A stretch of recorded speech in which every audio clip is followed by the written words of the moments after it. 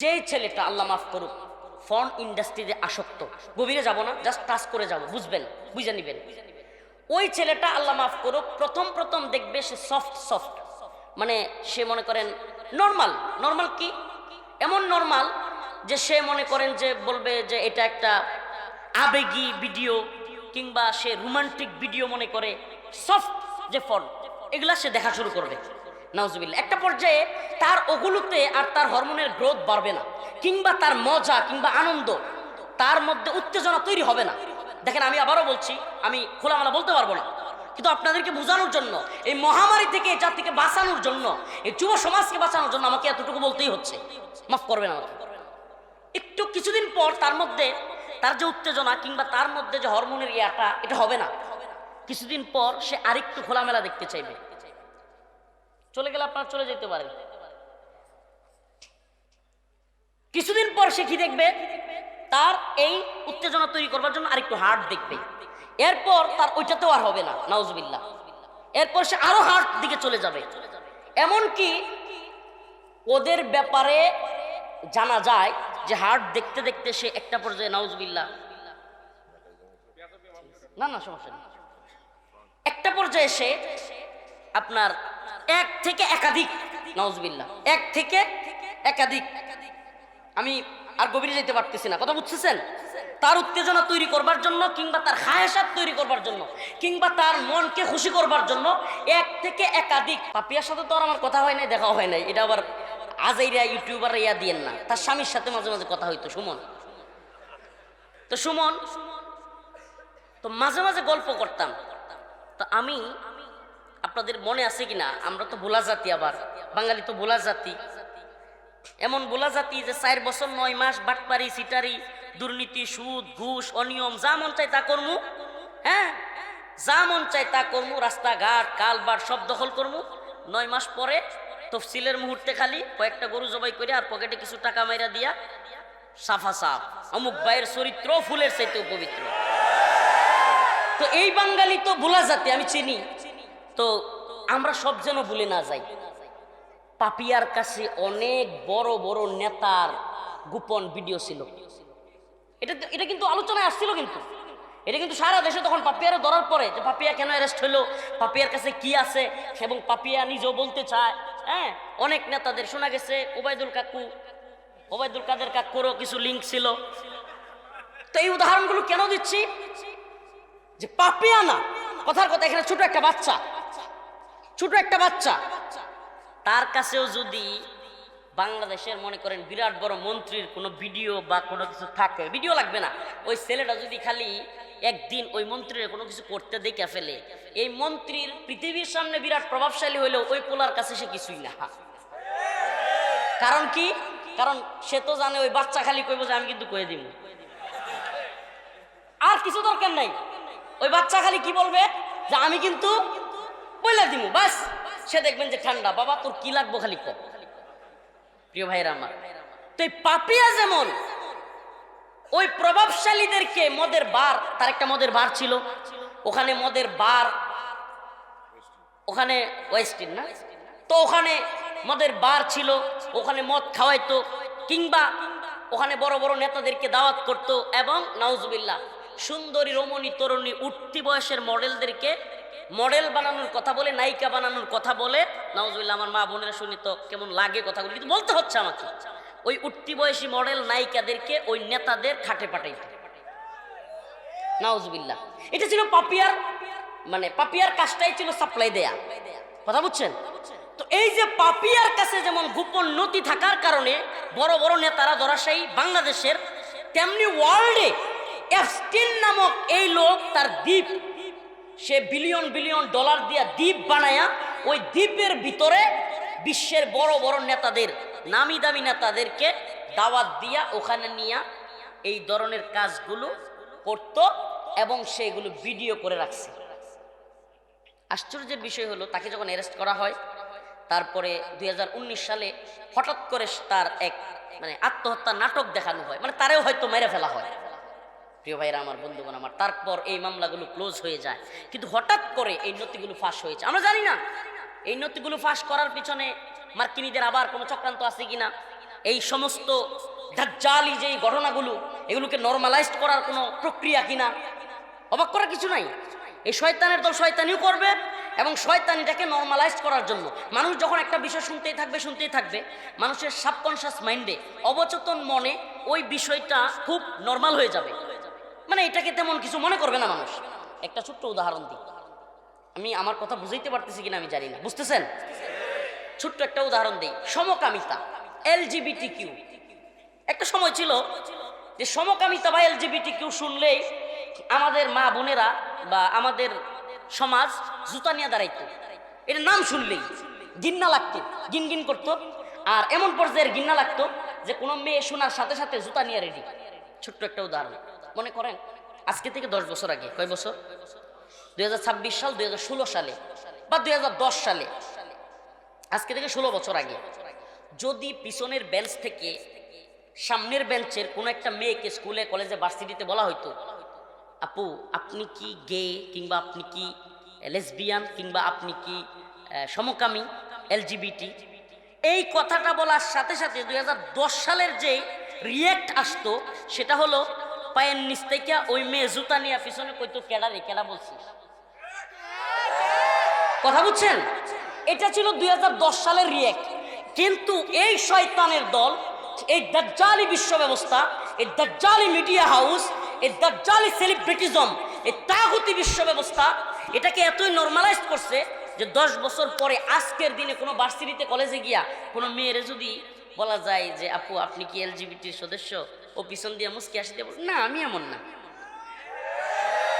আপনি প্রতিক্রিয়াটা খেয়াল করেন, আপনি তার রিয়েক্টের পার্থক্যটা খেয়াল করেন, কতটা নরমালাইজড হয়েছে যে এই একই কথা 10 বছর আগে বললে সে জুতা নিয়ে বাড়ি দিতে চাইতো, সে খুঁজতে থাকতো যে কে বলছে এই কথা, আর এখন সে মুচকি হাসি দিয়ে বলতেছে না আমি এমন।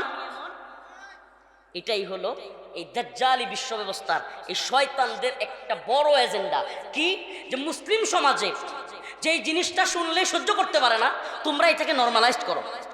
নাউজুবিল্লাহ। আপনি কি কল্পনা করতে পারেন যে বিশ্বে যারা কিনা এইডসের টিকা দেয়, যারা কিনা জরায়ু ক্যান্সারের টিকা দেয়, যারা কিনা আমাদের মেয়েদেরকে এই 4টা করে ইনজেকশন দেয় বিয়ের আগে, এরপরে আরো কত টিকা ফ্রি দেয়, ওমা এরা নাকি বাচ্চাদেরকে কুচি কুচি করে স্যুপ বানায় খায়। ওরে মানবাধিকার! আরে এটা আমার কথা না তো, মার্কিন গোয়েন্দা রিপোর্ট, মার্কিন বিচার বিভাগের নথিতে উঠে আসছে। এবং একজন উঠতি মডেল, সে চিৎকার করে মানুষের চুপ খাইতে দেখে, স্যুপ খাইতে দেখে সে চিৎকার করে হোটেল থেকে বের হয়ে আইসা বলতেছে, এটার ভিডিও আছে, এখনো চাইলে অনলাইনে দেখতে পারেন। সে চিৎকার করে করে বলতেছে, আমি চোখের সামনে এটা কি দেখলাম, মানুষের স্যুপ খাচ্ছে, মানুষকে খাচ্ছে, মানুষকে খাচ্ছে, পাগলের মতো বলতেছে। ভাই স্বাভাবিকভাবে আমরা যদি কোনো হোটেলে গিয়ে দেখি মানুষ খাইতেছে, আমাদের মানসিক ঠিক থাকবে? ওই মেয়েটাই ভাবে চিৎকার করে করে বলছে। ওই যে 2009 সালের ভিডিওর সাথে আজকের কথাগুলো, আজকের নথিগুলো মিলে যাচ্ছে কি যাচ্ছে না? প্রিয় ভাইরা আমার, বুঝানোটা উদ্দেশ্য কি, এই কথাগুলো বলা উদ্দেশ্য কি, যে পুরো পৃথিবী কিয়ামত যে সন্নিকটে এবং পুরো পৃথিবীর নিয়ন্ত্রণ যে দাজ্জালের হাতে চলে যাচ্ছে, আমি আপনি বুঝি বা না বুঝি এটা বাস্তবতা। কিয়ামতের আগ মুহূর্তে অশ্লীলতা বেড়ে যাবে, বাড়ছে না কমছে? আমার কথার সাথে কথা বলবেন। কিয়ামতের আগে আল্লাহ রাসূল বলেছেন অশ্লীলতা, বেহায়াপনা বেড়ে যাবে, বাড়ছে না কমছে? নাউযুবিল্লাহি মিন যালিক। এমন অশ্লীলতা বাড়ছে যে অশ্লীলতা এখন আর ছোট্ট অশ্লীলতায় মজা পায় না। বিকৃত রুচির মানুষগুলো, আপনাদের দ্বীপের কথা মনে আছে? দীপু না কি নাম, একটা ছেলে গ্রুপ স্টাডি করতে গিয়ে, কি নাম ছিল, দীপু সম্ভবত, ঢাকায় গ্রুপ স্টাডি করতে গিয়ে এক মেয়েকে সে বিকৃত যৌনাচারের মাধ্যমে মেরে ফেলছিল। আমরা তখন জেলে সম্ভবত। এই বিকৃত যৌনাচারের লেভেলটা এত হাই গেছে যে আপনি বলবেন হুজুর এটা কি বলেন, মানুষকে মাইরে খায়, স্যুপ খায়, ছোট ছোট বাচ্চাদের পায়ে পথে সঙ্গম করে, এই এত বড় বড় বিলিয়নাররা, পৃথিবীর প্রভাবশালী মানুষেরা, এটা বিশ্বাস করতে হবে? কেন করবেন এটা বলি আগে, কেন করবেন? আস্তাগফিরুল্লাহ রাব্বি মিন কুল্লি যামবি ওয়া আতুবু ইলাইহি। আমি আগে ইস্তিগফার করে নিচ্ছি এবং আমি আমার মা বোনদের কাছে ক্ষমা চেয়ে নিচ্ছি। আস্তাগফিরুল্লাহ। আমি আমার ভাই আসিফ আদনান, তার একটা বই মুক্ত বাতাসের খোঁজে, এটা পড়ে আমার একটা আইডিয়া হয়েছিল। এমনি তো আমি এগুলো নিয়ে অ্যানালাইজ করার বা জানার চেষ্টা করি যেই ছেলেটা আল্লাহ মাফ করুক ফর্ন ইন্ডাস্ট্রিতে আসক্ত, গভীরে যাব না, জাস্ট টাচ করে যাব, বুঝবেন, বুঝে নিবেন। ওই ছেলেটা আল্লাহ মাফ করুক প্রথম প্রথম দেখবে সে সফট সফট, মানে সে মনে করেন নর্মাল। নর্মাল কি? এমন নর্মাল যে সে মনে করেন যে বলবে যে এটা একটা আবেগী ভিডিও কিংবা সে রোমান্টিক ভিডিও মনে করে, সফট যে ফর্ম এগুলা সে দেখা শুরু করবে। নাউজুবিল্লাহ। একটা পর্যায়ে তার ওগুলোতে আর তার হরমোনের গ্রোথ বাড়বে না, কিংবা তার মজা কিংবা আনন্দ, তার মধ্যে উত্তেজনা তৈরি হবে না। দেখেন, আমি আবারও বলছি, আমি খোলামেলা বলতে পারবো না, কিন্তু আপনাদেরকে বোঝানোর জন্য, এই মহামারী থেকে এই জাতিকে বাঁচানোর জন্য, এই যুব সমাজকে বাঁচানোর জন্য আমাকে এতটুকু বলতেই হচ্ছে। মাফ করবেন আমাকে। একটু কিছুদিন পর তার মধ্যে তার যে উত্তেজনা কিংবা তার মধ্যে যে হরমোনের ইয়াটা, এটা হবে না। কিছুদিন পর সে আরেকটু খোলামেলা দেখতে চাইবে। চলে গেলে আপনারা চলে যেতে পারেন। কিছুদিন পর সে কি দেখবে? তার এই উত্তেজনা তৈরি করবার জন্য আরেকটু হার্ট দেখবে। এরপর তার ওইটাতেও আর হবে না, নাউজুবিল্লাহ। এরপর সে আরো হার্ট দিকে চলে যাবে। এমনকি ওদের ব্যাপারে জানা যায় যে হার্ট দেখতে দেখতে সে একটা পর্যায়ে, নাউজুবিল্লাহ, না না সমস্যা নেই, একটা পর্যায়ে সে আপনার এক থেকে একাধিক, নাউজুবিল্লাহ, এক থেকে একাধিক, আমি আর গভীরে যেতে পারতেছি না, কথা বুঝতেছেন? তার উত্তেজনা তৈরি করবার জন্য কিংবা তার খায়েশাত তৈরি করবার জন্য কিংবা তার মনকে খুশি করবার জন্য এক থেকে একাধিক কিংবা সংঘবদ্ধ র‍্যাপ ওগুলো দেখতে শুরু করবে। যেই মায়াজালে একবার যার চোখ পড়ছে, নাউজুবিল্লাহ, সে এটাতে আবদ্ধ হয়ে গেছে। এবং এটা এমন লেভেলে গেছে যে আস্তে আস্তে সে হার্ড কোরের দিকে যাবে, নর্মালটাতে তার কাজ হবে না। এক পর্যায়ে আসিফ আদনান ভাইয়ের বই পাওয়া গেছে, বা আরো যারা এগুলো নিয়ে একটু গবেষণা করেন, ডাক্তার, ওনারা বলেছেন, নাউজুবিল্লাহ, এক পর্যায়ে পায়ু পথে, তারপরে মৃত ব্যক্তির সাথে পর্যন্ত এরা, এই অশ্লীল লোকেরা, বিকৃত লোকেরা শান্তি পায় না। তো এটা বুঝার জন্য বলি, আপনি যত বেশি আল্লাহর দিকে ঢুকবেন না, সুবহানাল্লাহ, মনে করেন আপনি আজকে একটু কোরআন তিলাওয়াত করছেন, কি করছেন? কোরআন তিলাওয়াত করছেন। আপনি দেখবেন ওই দিন যেদিন কোরআন তিলাওয়াত করছেন ওই দিন আপনার নামাজ পড়তে ইচ্ছে হইতেছে। সুবহানাল্লাহ। না, আমি বুঝাইতে পারতেছি কিনা, যে আপনি যেদিন কোরআন তিলাওয়াত করছেন ওই দিন আপনার নামাজ পড়তে ইচ্ছে হইতেছে। আপনি যেদিন নামাজটা পড়ছেন না, ওই দিন একটা অভাবী লোক দেখলে মন চাইবে যে 10টা টাকা দিয়ে দিই। এটা কেন? এটা কেন হচ্ছে? আপনি যখন আল্লাহর দিকে ছুটছেন, আস্তে আস্তে আপনাকে আল্লাহ পাক একটা থেকে একটা ভালো কাজের দিকে নিয়ে যাবেন। তেমনি ভাবে আপনি যখন শয়তানের দিকে ছুটা শুরু করবেন, একটার পর একটা খারাপ কাজ আপনার মধ্যে হইতে থাকবে। এবং এমন কি যে আপনার কাছে তখন ছোট্ট খারাপ কাজগুলো, মনে করেন আপনি একদিন চাচারে গালি মারছেন, কারে গালি মারছেন? চাচারে গালি মারছেন, চাচার সাথে উগ্র আচরণ দেখাইছেন। কিছুদিন পরে আর চাচারে উগ্র গালি দিয়ে আপনি মজা পাবেন না, এরপরে বাপেরে দিতে মন চাইবে। আমি তাত্ত্বিক আলোচনা করলে আমি দেখছি যে শ্রোতা থাকে না, রাজনৈতিক কথাবার্তা বললে, একটু জজবাতি কথাবার্তা বললে শ্রোতা থাকে। বাংলাদেশের শ্রোতাদেরও কালচার বাজে। শ্রোতারা মনে করেন এই দেশে, আমাদের বাংলাদেশের শ্রোতাদের অবস্থা হলো, কেউ আসে সুর শুনতে, কেউ আসে হুজুর এতক্ষণ হয়ে গেল আপনার বয়ানে একটা তাক বিড়ি দিতে পারলাম না, আবার কয় ঠিক। ভাইরে, এই বাস্তবতাটা কত জরুরি এটা জানা যে কত বেশি জরুরি যুবকদের। প্রিয় ভাইরা আমার, আবারও বলছি, আল্লাহ, আপনি যদি আল্লাহর দিকে ফিরেন, কার দিকে? আপনি আস্তে আস্তে একটা একটা করে আল্লাহর দিকে আগাইতে থাকবেন, সুবহানাল্লাহ, আপনার এক একটা নেক আমলের দিকে আপনার মজা বাড়তে থাকবে। আবারও বলছি, যেদিন আপনি কোরআন তিলাওয়াত করবেন, এদিন দেখবেন মানুষকে সালাম দিতে ইচ্ছা হবে। যেদিন আপনার সালাম দিতে ইচ্ছা হবে, কোরআন তিলাওয়াত করবেন, ওই দিন আপনার নামাজ পড়তে ইচ্ছা হবে। সুবহানাল্লাহ, আপনি নিয়মিত কন্টিনিউ 5 ওয়াক্ত নামাজ পড়লে মন চাইবে তাহাজ্জুদ করি। সুবহানাল্লাহ। একটা নেক আমল আর একটা নেক আমলের উসিলা হয়, এবং একটা নেক আমল আর একটা নেক আমলের দিকে নিয়ে যায়। তেমনি ভাবে একটা গুনাহের কাজ, একটা খারাপ কাজ, একটা জঘন্য কাজ আর একটা জঘন্য কাজের দিকে নিয়ে যায়। এটা আমি আপনাকে বোঝানোর জন্য উদাহরণটা দিলাম, এই জন্য যে ওই যে বিকৃত যারা কাজগুলো করতেছে, এরা একদিনে মানুষের সুদ খাওয়া শুরু করে নাই। এদের অবস্থা হলো, এরাও প্রথম প্রথম, নাউজুবিল্লাহ, মানে স্বামী স্ত্রী যা করে মেয়েদের সাথে তারাও এগুলো করছে। আস্তে আস্তে দেখে যে না, এটা তো আমার খায়াসাত পূর্ণ হচ্ছে না, কারণ তার তো ক্ষমতা আছে, তার টাকা আছে, ক্ষমতা আছে, সময় আছে। সে দেখতেছে কিরে আমি তো চাইলে আর একটু পারি, যে অল্প বয়স্ক মেয়েদের সাথে, নাউজুবিল্লাহ, সে ওটা করতেছে। এখন দেখে না অল্প বয়স্ক মেয়েদের সাথেও কাজ হচ্ছে না, নাউজুবিল্লাহ, তারপরে সে বিকৃত যৌনাচারের দিকে চলে যায়। আমি ওই গভীরে যেতে পারবো না। এক পর্যায়ে এরা, এই বিকৃত মস্তিষ্কের মানুষরা, এই প্রভাবশালীরা এক পর্যায়ে মৃত ব্যক্তিদের সাথে পর্যন্ত এই কাজ করে। এমনকি ছোট ছোট বাচ্চাদের সাথে, এমনকি ছোট ছোট বাচ্চারা যখন কান্না করে, চিৎকার করে, ওরা তখন ওই চিৎকারেও আনন্দ পায়, নাউজুবিল্লাহ। আপনি, আমি, আমরা যারা আল্লাহর বান্দা, আল্লাহর গোলামি করি, মাঝে মাঝে কোনো মানুষ মনে করেন রাস্তার পাশে শুয়ে আছে, গরিব মানুষ, তারে 10টা-20টা টাকা দিলে, একটু মাথা হাতে দিলে আমাদের মধ্যে একটা আনন্দ ফিল করি না? ফিল করেন কি করেন না? বাইরে আপনি না বুঝলেও এটাই সত্য যে আপনি 10টা টাকা দিয়ে কিংবা একজনের মাথা হাতা দিয়ে যেটা ফিল করেন, ও বিকৃত যৌনাচারে লিপ্ত হয়ে কান্না করলে ওইটা সে ফিল করে। এদের কাছে আমাদের জবাব দিতে হচ্ছে যে আমরা আগামী সিজনে হ্যাঁ আসলে।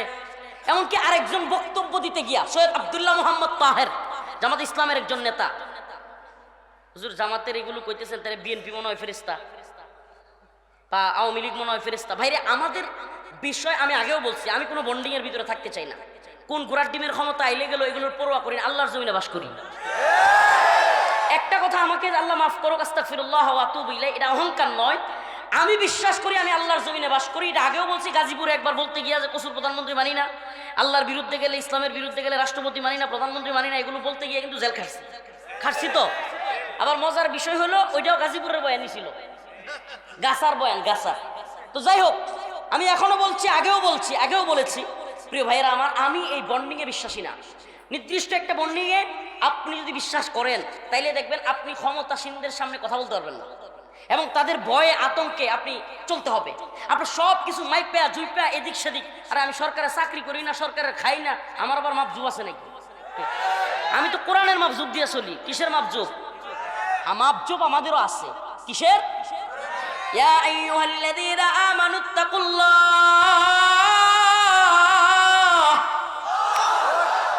ওয়া কুলু কাওলান সাদীদা। আমাদের, আল্লাহ মাফ করুক, আস্তাগফিরুল্লাহ, আমরা গুনাহগার, তবুও আমাদের মধ্যে, মুমিনদের মধ্যে আল্লাহর ভয়টা অন্তত আছে। আল্লাহর ভয় যাদের মধ্যে আছে, এরা তো এমনি চুরি করবে না, চিন্তাই করবে না, রাহাজানি করবে না, দুর্নীতি করবে না, সাদাবাজি করবে না, টেন্ডারবাজি করবে না, ঘুষ খাবে না, সুদ খাবে না। কারণ কি? দুনিয়ার আদালতে বিচার হইব এই জন্য, নাকি আল্লাহর ভয়ে? সুবহানাল্লাহ। কিসের ভয়ে? আল্লাহর ভয় যাদের আছে, এদের কি অন্য ভয়ের কোনো দরকার আছে? সুবহানাল্লাহ। অন্য ভয় তো এগুলো আমরা জানি, রাষ্ট্রীয় আইন, পকেটে কিছু মেরে দিলে সব শেষ। পৃথিবীতে সবচাইতে বড় দুর্নীতিবাজ, সবচাইতে বড় ক্ষমতাসীন, পৃথিবীতে সবচাইতে বড় ভণ্ড, সবচাইতে বড় নেতা, এটা কিয়ামতের আলামত। এটা কিয়ামতের আলামত, প্রিয় ভাইরা আমার। এই জন্য নির্দিষ্ট কোনো দল বিষয় না, এখানে আমাদের দল কোনো বিষয় না। কিন্তু আমার প্রশ্ন হচ্ছে যে এই দেশের একজন ইসলামপন্থী দলের লোক, ওনাকেও বলতে হচ্ছে যে ওনাকে আমেরিকান দূতাবাসে সৈয়দ আব্দুল্লাহ মোহাম্মদ তাহের সাহেবকে প্রশ্ন করছিল, ওনার নিজের বক্তব্য, দেখেন আমার কোনো বক্তব্য না। উনি বলতেছে যে আমাকে প্রশ্ন করছিল, তোমাদের সাথে তো মৌলবাদীরা আছে, তোর মনে হয় তোমরা কেন রাখছো মৌলবাদীদেরকে? সে ওখানে গিয়াও, জি স্যার, হ্যাঁ আমরা তো স্যার ওদেরকে ভালো করার চেষ্টা করতেছি। কারে জবাব দেয়? মানে আল্লাহরে প্রভু না মাইনা আমরা। আপনি দেখেন এই কালচারটা কিন্তু জামাতে ইসলাম না, কিংবা এনসিপি না, আওয়ামী লীগ, বিএনপি বা যত পার্টি আছে, এই সবগুলো এই গণতান্ত্রিক পার্টি এই আব্রাহাম লিঙ্কনের এই সিস্টেম মেনে, জর্জ রুশুর এই সিস্টেম মেনে ওদেরকে প্রভু মাইনেই চলে। এরা কিন্তু আল্লাহরে প্রভু মানে না। মানে আল্লাহরে যদি প্রভু মানতো, মদের লাইসেন্স দিতে পারতো। কথা বুঝেন নাই? আল্লাহকে যদি কেউ প্রভু মানে, সে কি রাষ্ট্রে ক্ষমতা পাইয়া মদের লাইসেন্স দিবে? কারণ আল্লাহর হুকুম কি? ইন্নামাল খামর ওয়াল মাইসির ওয়াল আনসাব রিজসুম মিন আমালিশ শাইতান। যে মদ, জুয়া এগুলো হলো শয়তানের কাজ, এগুলো মুমিনের কাজ না। মুমিন এগুলো করতে পারে না, এগুলো তার জন্য হারাম। বেশ, আল্লাহ বলছে আহাল্লাল্লাহুল বাই' ওয়া হাররামার রিবা, ক্রয় বিক্রয় হালাল, সুদ কি? আর এখন সুদ হারাম না? সুদের অগ্রণী ব্যাংক, রূপালী ব্যাংক, সোনালী ব্যাংক, আরো যত ব্যাংক আছে সব বৈধ। আচ্ছা বলেন, যদি কেউ কয় আমি আল্লাহর গোলাম, আল্লাহরে প্রভু মানি, তাইলে সে কি রাষ্ট্রীয় ক্ষমতায় গিয়া সুদকে বৈধতা দিবে? তাইলে কি বোঝা যায় যে এরা আসলে আল্লাহর গোলামিটা করে না। এরা হলো বুড়ের আগে সব দলই, এই যে কয় না যে রনি ভাই তো একদিকে কয়ে গেল গা,